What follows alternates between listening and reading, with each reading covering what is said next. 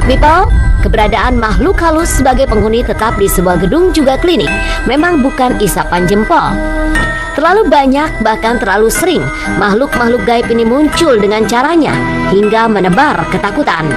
Biasanya si makhluk halus ini menebar ketakutan di tengah malam lewat beragam suara dan juga penampakan. Teror berlanjut, makhluk astral bagai tak henti mengabarkan keberadaannya. Itu semua sudah terencanakan oleh orang tua mereka. Dan akhirnya entitas-entitas mereka sudah dipengaruhi oleh energi-energi negatif yang berada di luar sana, sehingga terkesan angker dan akhirnya menjadi bau darah dan amis. People, teror makhluk astral makin menjadi-jadi. Bahkan di jelang subuh pun mereka berani unjuk diri.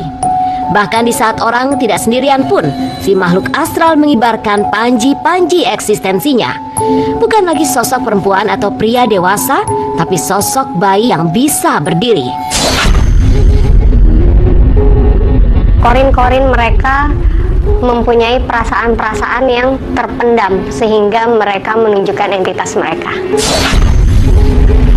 Mereka terus saja muncul, menekan batas keberanian hingga menjadi ketakutan. Konon, bau anjir darah memicu kehadiran makhluk halus, utamanya yang berwujud kuntilanak.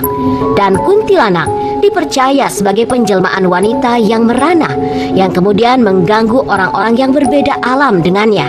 Mereka pastinya menunjukkan diri mereka, terutama terhadap ibu mereka, karena mereka selalu meminta tolong untuk dikuburkan secara baik dan didoakan secara baik.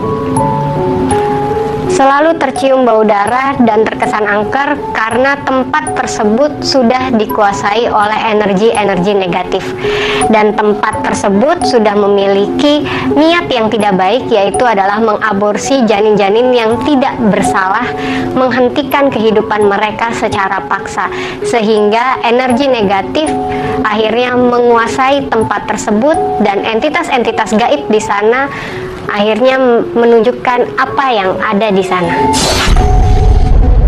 Karena biasanya kayak sesuatu yang ilegal pasti dia tidak melakukan unggah-ungguhnya secara proper gitu. Itu dia. Jadi mungkin mengundang energi yang lain untuk datang. Iya, benar. Nah, kalau misalnya tadi menurut laporan dari tempat orang sini tentang melihat kuntilanak merah itu, mungkin ada hubungannya dengan sosok-sosok kuntilanak itu kan mereka meninggalnya yang berhubungan dengan kehamilan, dengan anak gitu ya. Mungkin mereka juga tertarik karena satu ada darah di situ, dua ada janin-janin, dan kayak pengen bisa jadi pengen itu. Good people, teror makhluk astral yang semakin menggila tentu memunculkan tanya tentang apa sebenarnya yang pernah terjadi di masa lalu di dalam gedung itu. Konon dia adalah rajanya kuntilanak yang marah karena banyak bayi dibinasakan di dalam sebuah gedung. Kita tinggalkan kisah tadi menuju kisah selanjutnya yang mendebarkan tentang kejadian mistis di puskesmas pedalaman. Banyak makhluk halus di sana yang notabene adalah bangunan puskesmas yang tak jauh dari kelurahan yang kini tak lagi terpakai. Dari sanalah terdengar kabar seram tentang sosok penunggu astral yang bikin lutut jadi gemetar karena ketakutan. Good people, perkara makhluk halus memang bukan perkara enteng. Meski tak terlihat oleh mata awam, namun makhluk ini dipercaya ada. Seperti yang terjadi di bekas puskesmas di kawasan Wonocolo, Jawa Timur. Sebuah tempat yang dahulunya ramai dikunjungi untuk berobat, juga bersalin, serta penyuluhan kesehatan. Kini bagai seonggok barang mati yang tak berguna. Karena puskesmas sudah pindah ke bangunan baru, maka bangunan lama pun dibiarkan beku, sebagai saksi atas apa yang pernah terjadi. Di titik inilah kejadian mistis terjadi di sana. Yuk, jalan lagi. Ini di sini nih, saya melihat Allah Akbar. Saya di sini ada ular nih, tengah nih. minker. Tapi kepalanya bukan kepala manusia, bukan kepala ular, tapi manusia. Good people, keberadaan puskesmas tentu berkaitan erat dengan pelayanan kesehatan yang juga menyemburkan kisah mistis dari para perawatnya. Sebuah kisah yang mendebarkan yang terjadi di sebuah poli, di mana perawatnya diganggu makhluk astral dengan meludahinya. Waktu itu katanya di klinik gigi didatengin oleh pasien hantu. Iya, itu pasien hantu. Kuntilanak katanya. Kuntilanak awalnya, cuma ternyata di belakang tuh bukan. Pasien misterius itu datang di jelang senja dengan keluhan di bagian gigi dan air liurnya. Sore, setengah 6 sore, tiba-tiba pintu poli gigi itu kegeser dan masuk perempuan ini. Perempuan, dia tuh wujudnya perempuan biasa, terus posturnya agak pendek, pakai baju warna merah kayak dress, sebawah lutut dan lengan panjang. Terus dia pakai sendal kayu, kayak selop kayu gitu loh bang, tapi yang modelnya udah jadul banget. Rakyat gitu. Iya, kayak gitu, kayak selop kayu pokoknya.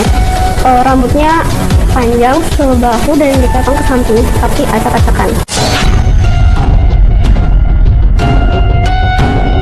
Berikutnya, keganjilan demi keganjilan terasa dan diamini perawat yang merasa aneh karena ada sesuatu yang tak wajar. Nggak lama setelah itu, kita notice ada cairan kayak air liur keluar dari ujung bibir sampai ke leher, itu ngalir deras banget, kayak orang air liur segitu kan biasanya nggak lazim ya, biasanya orang nggak memproduksi air liur sebanyak itu juga kan, karena itu deras banget kelihatan sampai ke bawah. Kita ngeliat itu kan, kita ngeliat kejadian itu, jadi kita mutusin buat udahlah nggak jadi asesmen aja, karena kita agak takut di situ.